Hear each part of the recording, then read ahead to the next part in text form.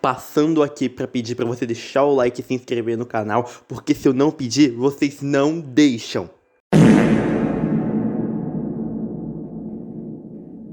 Protagonistas. Aqueles personagens que são um reflexo perfeito da honra, da bondade, da justiça e da ética. Personagens como Jonathan, Tanjiro, Superman e Homem-Aranha.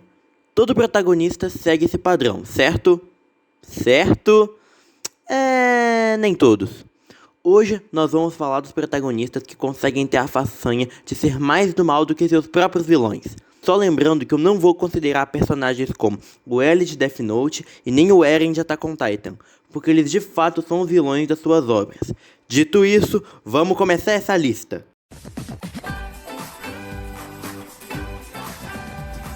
É uma injustiça muito grande rotular o Rob de vilão, quando na verdade o verdadeiro vilão do melhor desenho da Cartoon é esse gato maldito aqui. Porque todo episódio deixa explícito que todo o caos, tudo de ruim que acontece naquela cidade de Elmore é responsabilidade desse corno do Gumball. Bom dia, casada. Desde uma lojinha fechar até a cidade toda explodir, tudo tem dedo do Gumball. O cara não pode ver uma oportunidade que já quer cometer um crime contra a sociedade. Vamos lembrar também que o Gumball sempre manipula o Darwin por ele ser muito inocente, fazendo o coitado se sujeitar a situações que eu não desejaria nem pro meu pior inimigo. E não só o Darwin, ele também manipula uma penca de gente, e quando eu falo uma penca de gente é muita gente mesmo, para atingir o próprio interesse. O Gumball sempre arrasta os outros para confusões que ele mesmo arruma. É o clássico, não vou me ferrar sozinho, vou levar você comigo. Isso sem contar o tanto que o Gumball é invejoso, desonesto, trapaceiro, arrogante, prepotente e ignorante.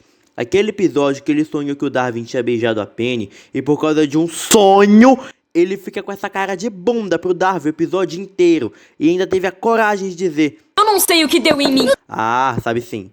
Você sabe muito bem porque você tá fazendo isso. Você tá fazendo isso porque você é um tremendo de um filho da Perdão meu linguajar. Mas é esse tipo de coisa que me faz sentir ainda mais raiva dele. Meu Deus do céu, que personagem insuportável. Agora, vamos contar quantos crimes esse moleque tem na conta. Roubo, sequestro, vandalismo, invasão, agressão, tem até assassinato na conta da criança.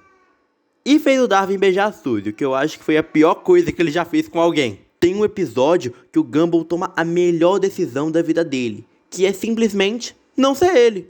O Gumball resolve, não por conta própria, diga-se de passagem, a não sair falando tudo que ele pensa.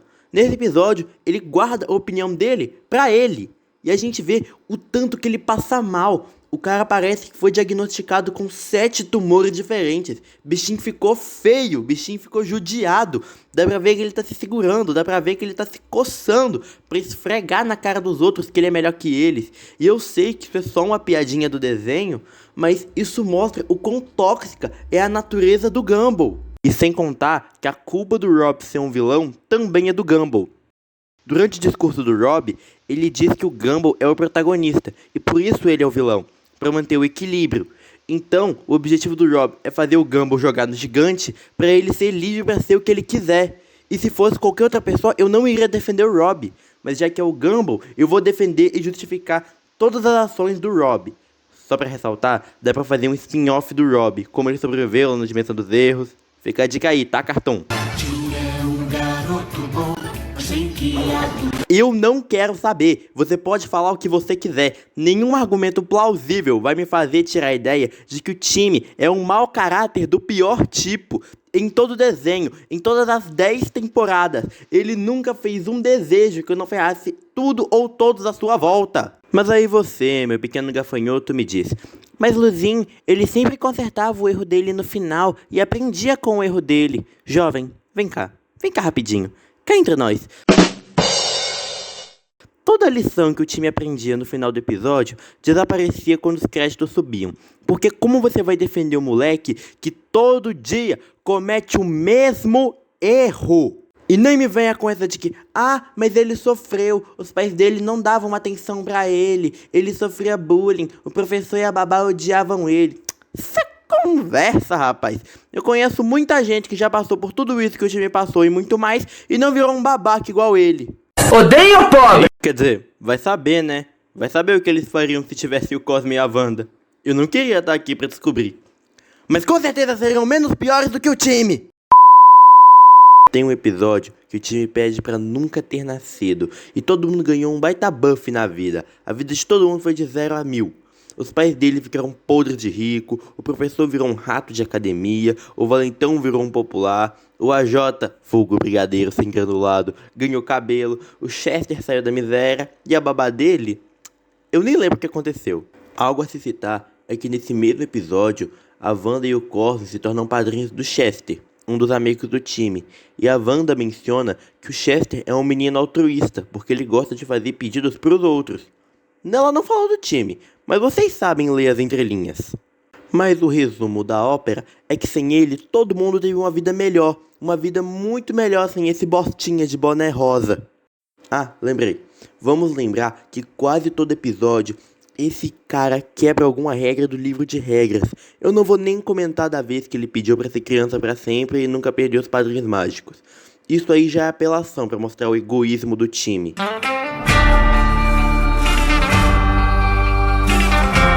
Com o anime da parte 7 de Jojo chegando, eu acho que é um bom momento para falarmos do Jojo mais sanguinário da linhagem Joestar, o nosso jockey cadeirante bundudo favorito, Johnny Joestar. Vamos recapitular um pouco. O motivo do Johnny parar na cadeira de rodas foi por ele ter sido babaca com o cara na fila. Aí foi, né? Tomou uma pavor da glocada e foi parar na cadeira. O Johnny é aquele clássico filho da p...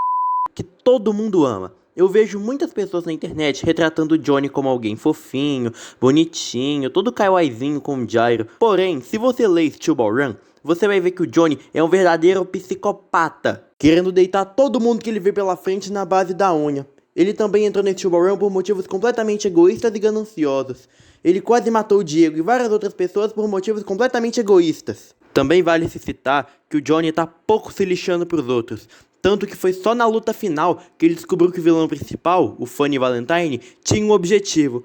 Até aquele momento, ele realmente achava que o Valentine estava mandando aqueles terroristas atrás dele e do Gyro porque sim. Ele achava que o Valentine era o vilão da parte 4, que só fazia as coisas porque ele queria. Outra coisa, por pouco, mas pouquíssimo mesmo, ele quase deixou o Gyro, o único amigo que aquele sobre rodas tinha, para morrer em prol do seu objetivo. E falando mais, o Johnny não tem pudor nenhum.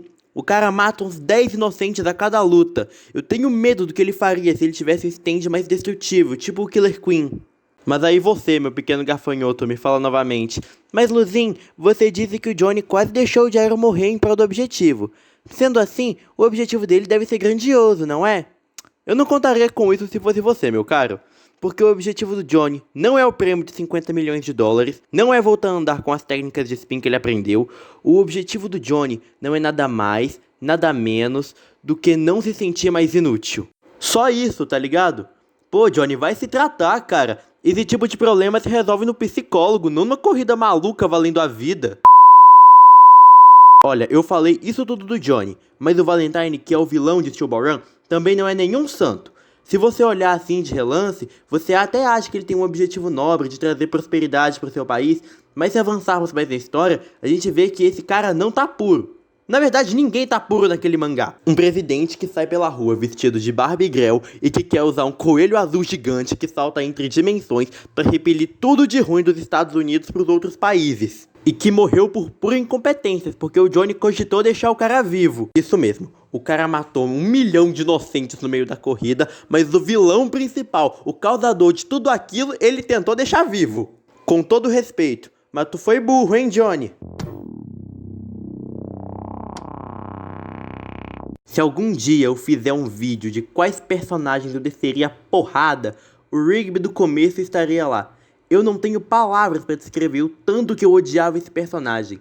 Ele é carismático? Sim. Ele é engraçado? É. Ele tem uma redenção muito boa no final que me fez chorar igual um bezerro desmamado e retirar tudo de ruim que eu falei dele antes? Sim. Mas vamos falar dele no começo de apenas um show, quando ele ainda era um personagem extremamente odiável. O cara entra na mesma do Gumball. Invejoso, trapaceiro, imaturo, muito imaturo, irresponsável, arrogante, prepotente e ignorante.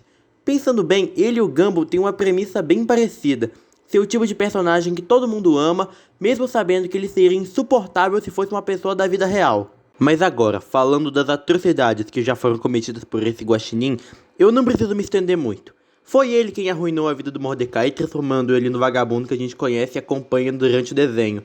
E por conta de suas atitudes que têm o costume de destruir o universo, eu não acho que eu preciso falar muita coisa. Por mais que eu quisesse encher a cara do Morty de porrada, não é dele que vamos falar aqui, mas sim do Rick. Rick and Morty segue o mesmo padrão de apenas um show.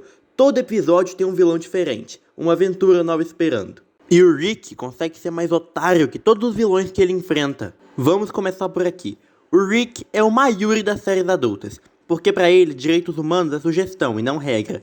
Eu poderia ficar aqui horas e horas dizendo o quão desumano é as atitudes que o Rick comete durante as temporadas, como clonar a própria filha, matar uma liga de heróis inteira, criar um mini universo para ligar a bateria do carro dele, etc. Mas sem dúvida, o pior ato de monstruosidade e insanidade do Rick é que ele e o Morty trocam de universo igual quem troca de roupa. E eu nem preciso elaborar o porquê isso é algo terrível. Eles vão lá, causam um apocalipse, dizimam toda a vida do planeta, às vezes no universo, e depois vazam pra outra dimensão. E a galera que sobrou que se lasque pra tentar, ênfase no tentar sobreviver. E você percebe que o bagulho é cabuloso quando o vilão do desenho é o próprio Rick, no caso o Rick Prime. O cara é o próprio vilão. Isso chega a ser poético de certo modo. Bem, essa foi a minha opinião. Se você acha que outro personagem devia estar nessa lista, ou se você não concorda com os escolhidos, comenta aqui que eu vou amar ler seus comentários. Eu vou ficando por aqui, um abraço iluminado do Luzin e até a próxima!